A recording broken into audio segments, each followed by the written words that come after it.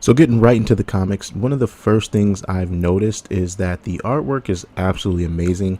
There's so much level of detail that went into just the backgrounds of each panel, and those backgrounds actually tell a story of their own. I mean, it tells you where the setting is, where it's taking place, the neighborhood. I mean, we see shoestrings tied around lampposts. We see like dirty, grimy buildings. You got the punk stickers on the window. Like, there's just so much detail to the environment. It's really refreshing to see that level of detail, and I've never focused on the background in any comic I've read.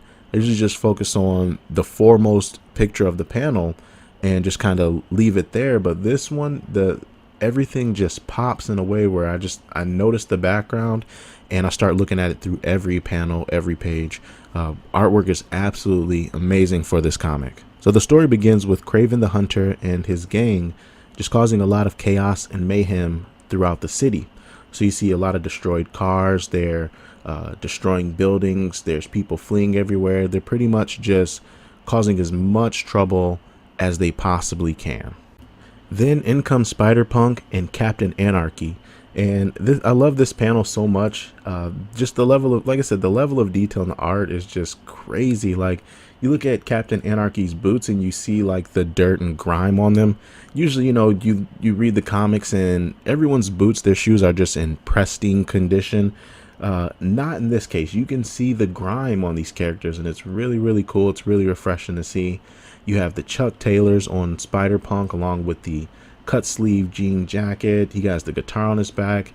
Just a really unique, cool look to Spider-Man. Then Captain Anarchy, he has like the A's are just drawn on him. His shield's grimy. He's grimy. Like, it just looks really cool. It fits the theme of just punk, and I love it. Captain Anarchy and Spider-Punk begins to fight Kraven and his gang. And I thought Captain Anarchy was just kind of some knockoff Captain America, which he kind of is, but he's the Captain America of Earth 137. And he's not a slouch. I mean, he really puts in work. He really has skill. So you can see him in this panel, just really delivering the blows to him. And it caught me by surprise.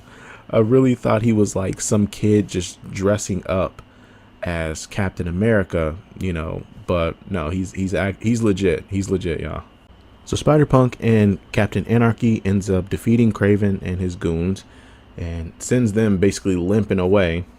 And they end up picking up one of the weapons that they were using, and they kind of deduce like, hey, this tech is a little too high quality for a couple of street thugs like Kraven. Like, how did they get this? Where did they get this? And it's cool they kind of established that this Spider-Man, Hobie Brown, isn't a genius. He looks at it and he's like, yeah, I have no clue what I'm looking at. We need to take this to a genius to figure it out. And luckily they know when they have one at their at the spider base, is what it's called. And they're going to take it to her to figure out what it is. So it's pretty cool that this he's not Peter, sorry. This Spider-Man is a little bit different from the others. He's not some sort of hyper genius. So Spider-Punk, Captain Anarchy, they arrive at the spider base, which is in the Brooklyn Community Center. So just some rundown building. Once again, a lot of detail to it, a lot of window panels missing.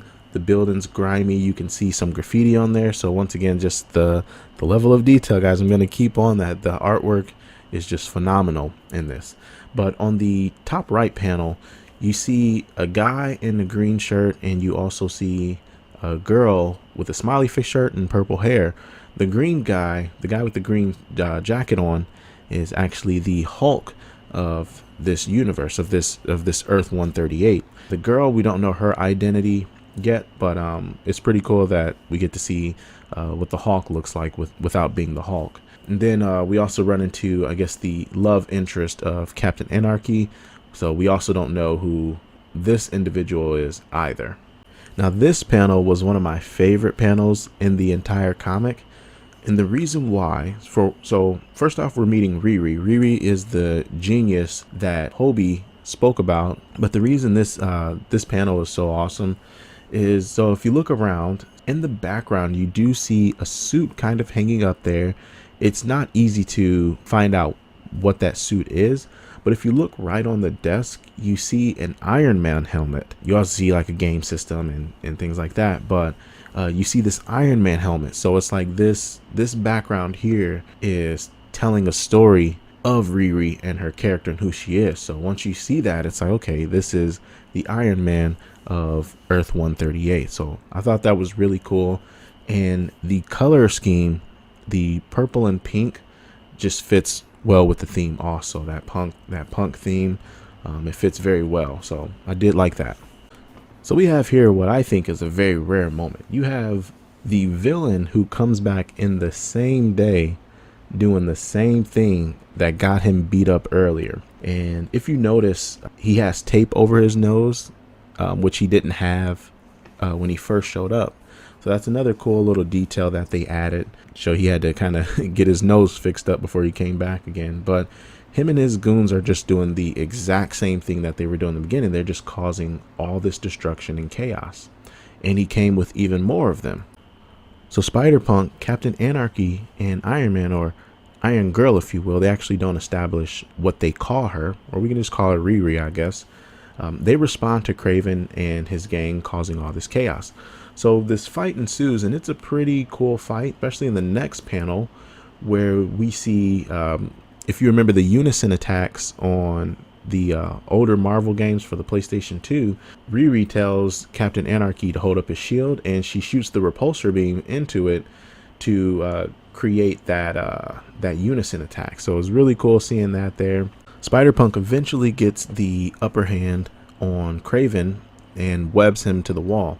And this is where they're going to kind of give him an interrogation in which he says he doesn't know who it is who wants him to do what he was doing, but essentially all they wanted him to do was just cause chaos. That's it. Nothing else behind that. That's all he knew, was to cause chaos, raise as much destruction as possible, and that's it.